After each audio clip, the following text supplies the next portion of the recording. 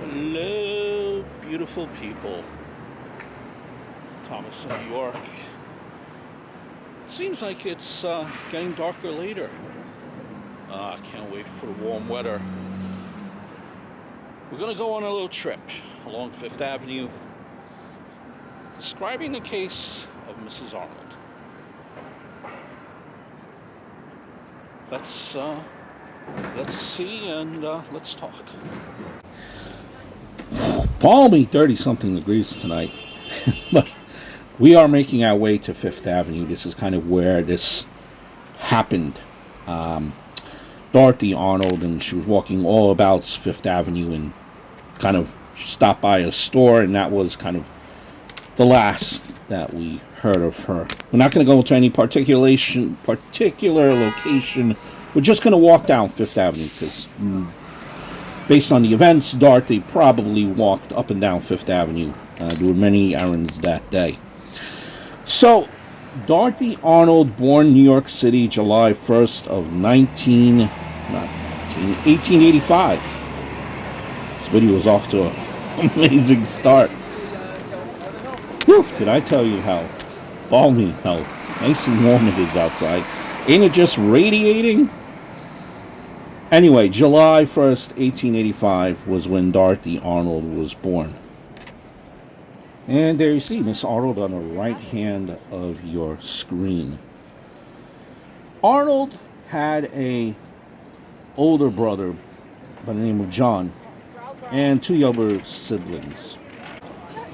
So if the math is mathing, that would be she is the second of four children. Just to give you a little bit of a further background, because I think the background is very important in cases, and sometimes it kind of maybe explain what might have happened or reasons, so on and so forth. Her father was a Harvard University graduate who was a senior partner of F.R. Arnold and Company, which was a company that imported fancy goods such as perfumes. Now, her paternal aunt was married to the Supreme Court Justice Rufus W. Peckham. Arnold's paternal family were descendants of English passengers who arrived in North America on the Mayflower, while her mother hailed from Montreal, Quebec, Canada. Due to her social standings, the family was listed in the social register. Then that's like a semi-annual publication in the United States, and it indexes members of the American High Society. So, in plain speak, Dorothy was a well-to-do. Her family was well-to-do. And there you see that famous dinosaur, Lacoste, on Fifth Avenue. What did I just say? The alligator. My God. This alligator. And don't do this at home. I'm walking in the bus lane because when it is rush hour traffic on foot, 5 o'clock punch out time, and especially on Fifth Avenue with a lot of tourists, people like to stare in high buildings. I do that too, don't worry. That's like me calling them, I'm guilty as well, and I've lived all my life. Back to our story. Dorothy Arnold, she was educated at New York's Velton School for Girls, and she attended Bryn Mawr College in Pennsylvania. She majored in literature and language. She graduated in 1905, and after her graduation, Arnold continued to live with her family, which was on 79th Street, 108. The building was actually was 108 East 79th Street. And she attempted to begin a career as a writer. Sex! Fifth Avenue, there you are. Right in front of you. So, in 1910, she submitted a short essay to McClure's magazine, which was rejected. Her friends and family, who were largely amused by her writing aspirations, teased her about the rejection, prompting Arnold to rent a post office box to receive correspondence for magazines and publishing houses. She submitted then a second short story to McClure's in November of 1910, and that story was also rejected. According to many of Arnold's friends, the second rejection left her dejected and embarrassed. 2 months before she disappeared, Arnold asked her father if she could take an apartment in Greenwich Village in order to write. Now, her father forbade his daughter to move out of the family home, telling her that a good writer can write anywhere. Right over yonder on your right-hand side, by the way, is St. Patrick's Cathedral. And despite her father's rejection, she continued to pursue a writing career and found no success. If we go back to the day of the disappearance, which was on the morning of December 12th, 1910, Arnold had informed her mother that she intended to go shopping for a dress to wear for her younger sister's upcoming, she had some type of a party. Mary offered to go with her daughter, but Dorothy declined the offer, telling her mother that she would call her if she found a suitable dress. She then left the family home, which was at around 11 a.m. According to the Arnold family, she had approximately about $25 to $30 in her possession, which is, give or take, anywhere from about $845 to about, around $1,000 today. She walked from her home on 79th Street to Park and Tilford store, which was on the corner of 5th and 59th. Well, so we actually, were at this point, when I left you by St. Patrick's Cathedral, we are right around 59th Street. Arnold charged a half a pound of box of chocolates to her account. It was approximately, at that point, 12 p.m. Placed it in her muff, and then walked around 30 blocks south to a bookstore on 27th Street and 5th Avenue. While at the bookstore, she purchased Engage Girl Sketches, which is a book of humorous essays. The clerks who waited on Arnold in both stores later said that she was courteous and she did not exhibit any unusual behavior whatsoever during this time. Now, outside the bookstore, Dorothy, she ran into a female friend named Gladys King, and Gladys King recalled that the two spoke briefly about her sister's upcoming party, and that Arnold seemed to be in a good spirits. King then excused herself to meet her mother for lunch at the Waldorf Astoria. She recalled that Arnold told her that she was going to walk home through Central Park. Now, King last saw Arnold on 27th Street shortly before 2 p.m. when she turned to wave goodbye for a second time. And there were no reports of Arnold having shopped for the intended dress, by all accounts. By the early evening, Dorothy had failed to return home for dinner, and she never misses meals without informing her family. And at that point, the family began calling her friends to kind of see where her whereabouts are, but no one had seen her. Now, shortly after midnight, and this is midnight on December 13th, Elsie Henry, one of Dorothy's friends, phoned the family home to see if she had returned. Henry later said Arnold's mother answered the telephone and told her that she had returned home. When Henry asked to speak to Arnold, her mother hesitated and told Henry that Arnold had gone to bed with a headache.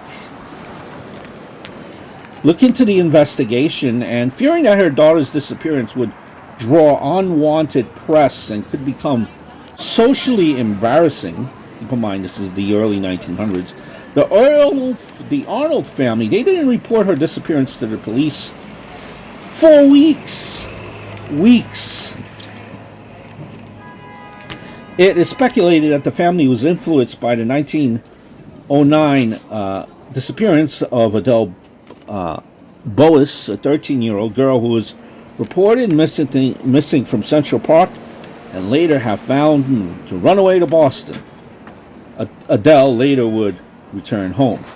The Boas family, also prominent during, in the Upper East Side area there, were scandalized and they were shamed by the newspapers after the incident. So in an attempt to keep the incident out of the papers, the Arnold family quietly contacted an individual by the name of John S. Keefe, who was a family friend and lawyer. And this was the morning following the Arnold's disappearance. Keefe had arrived at the family home and he had searched Arnold's bedroom. He discovered that except for the outfit that she was wearing, all her clothes and other personal belongings, they were accounted for.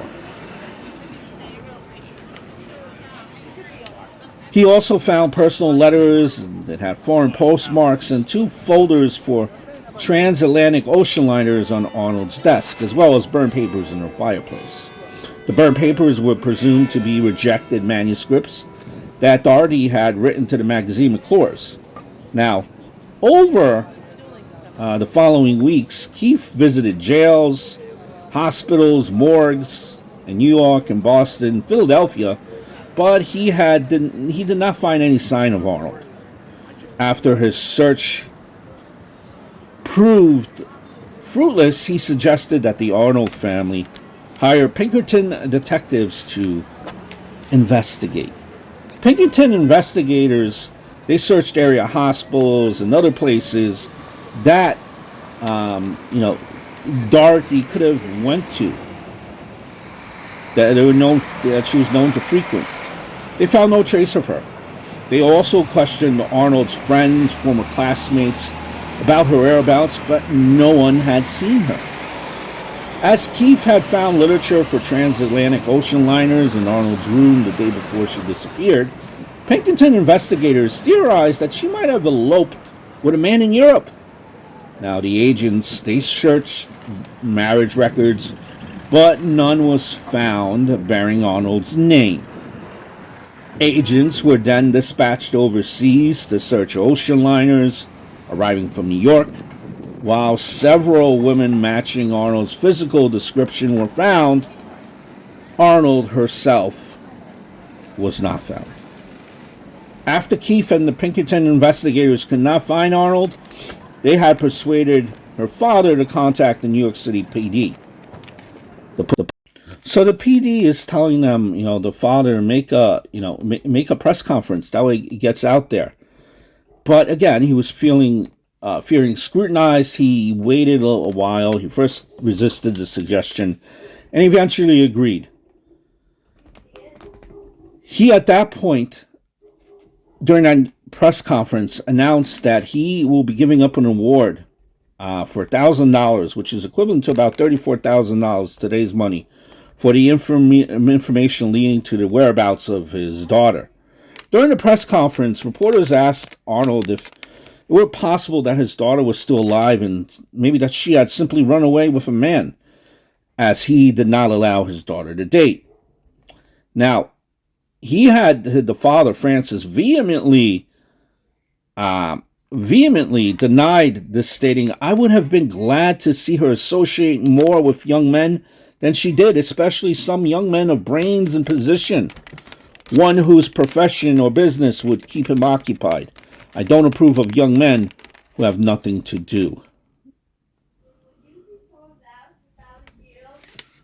Reporters, they did some digging, and they discovered that in September of 1910, Arnold had lied to her parents and told them she was going to visit a former classmate in Boston.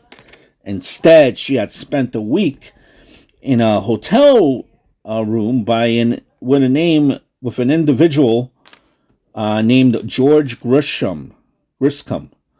George Griscom was a 40-year-old engineer who came from a wealthy Pennsylvania family with whom he still lived with in Pittsburgh. Now, Arnold's parents found out about this rendezvous after Arnold pawned about $500 worth of jewels to finance their week-long stay together.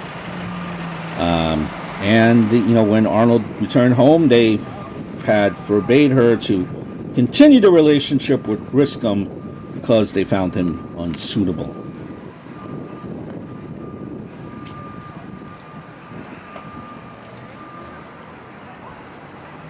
Now, there are many alleged sightings and letters with Dorothy Arnold. In the days following the announcement of her disappearance, the NYPD had distributed circulars with her picture, physical description, information, and about the reward throughout the U.S., Canada, and Mexico. The United Times continued to cover the story on a nearly daily basis. Now, the publicity led to investigators receiving calls from people across the U.S. who claimed to have seen Arnold. Now, these calls were investigated but proved to be false. The Arnold family also had received 2 ransom notes from alleged kidnappers who demanded upwards of $5,000 for Arnold's return. Those kidnapping claims, they proved to be hoaxes as well. February of 1911, Arnold's father received a postcard signed Dorothy, bearing a New York City postcard that read, "I am safe." While the writing had matched his daughter's, Francis said he believed that someone had copied her handwriting from samples that were featured in the newspaper, and that postcard was nothing more than a cruel joke. Around the same time, a jeweler in San Francisco claimed the woman he had recognized as Arnold had him engrave a diamond wedding ring for her on January 7th with the inscription, "To A.J.A. from ERB, December 10th of 1910. Shortly after this, the NYPD had announced that they have stopped investigating Arnold's disappearance, saying they believe that she had passed away.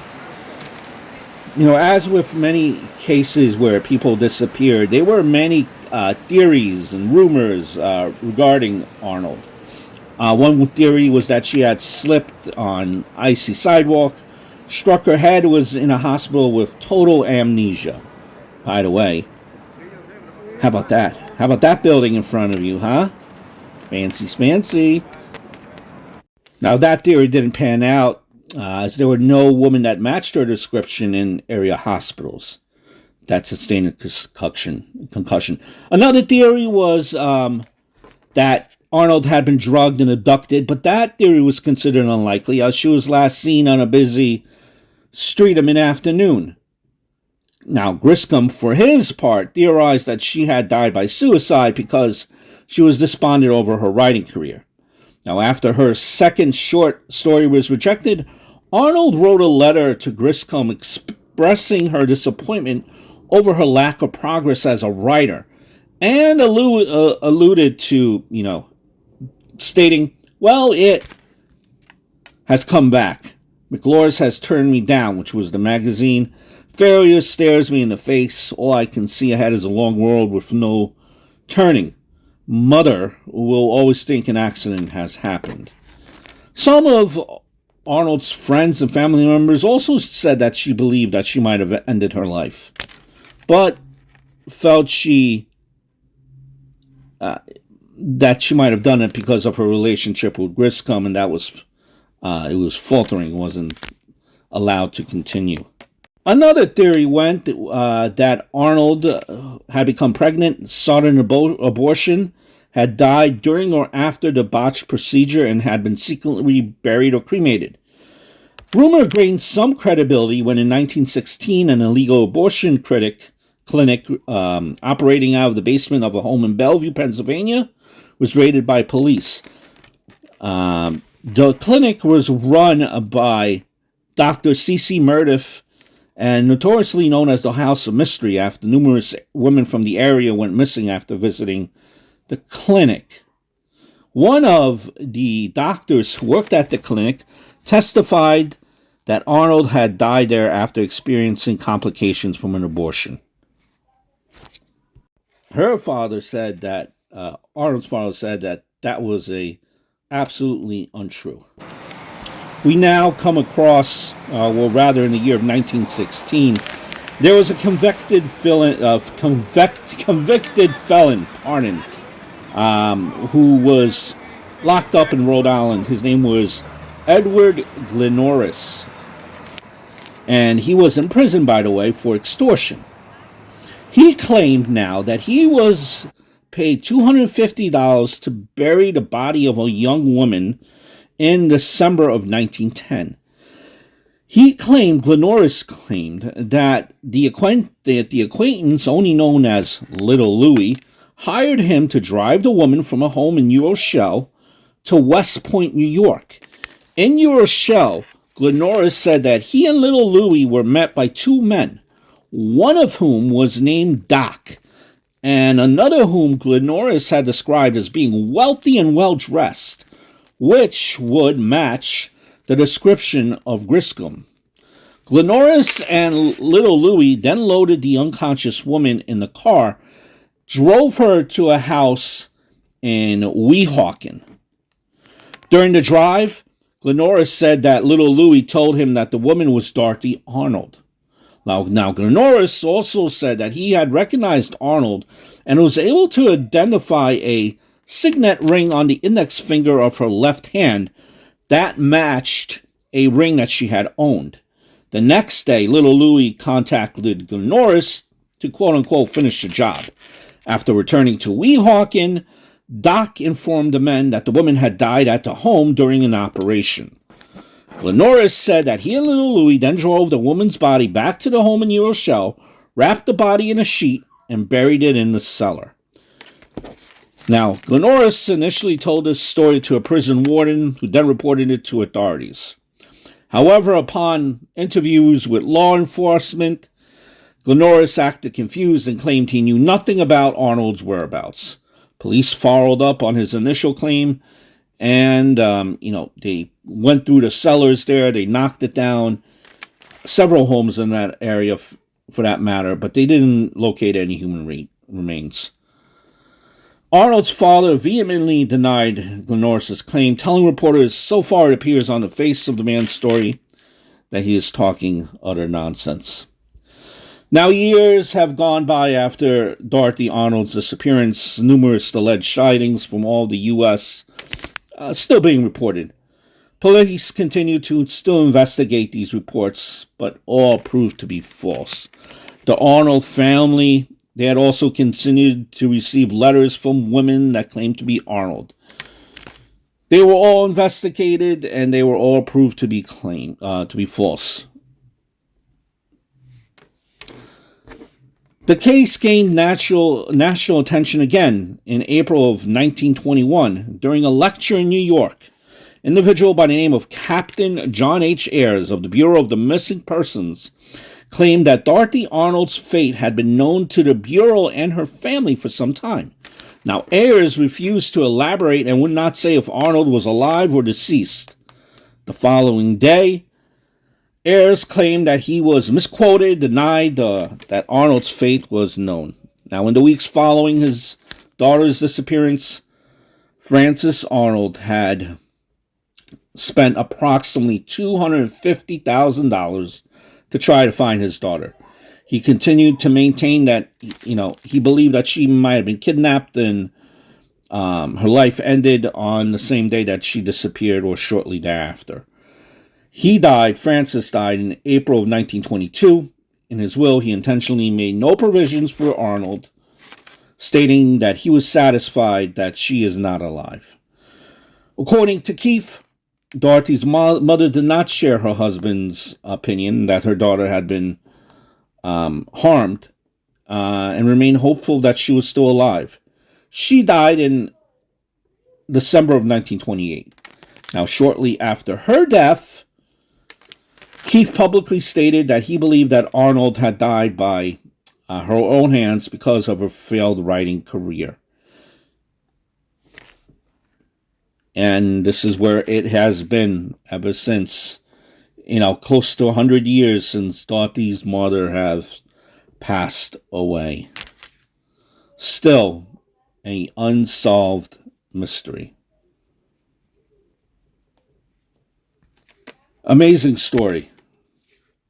one of the ones that shocked New York crime, and this case has been covered by BuzzFeed Unsolved. It's a short horror novel as well, where it mentions the disappearance of Dorothy Arnold nearing the end. Back up the block here again. Also, television radio play The Thin Air by Summer Locke Elliott. Related to pop culture. Man, it's very hard to imagine what the Arnold family had gone through these many years ago. Very, very sad. Whew. Blistery 35 degrees. Blistery 35. I must bid you adieu. Now we are on Madison Avenue. And city that never sleeps. So I hope all is well. And got a bus to catch back home after work. I bid you adieu.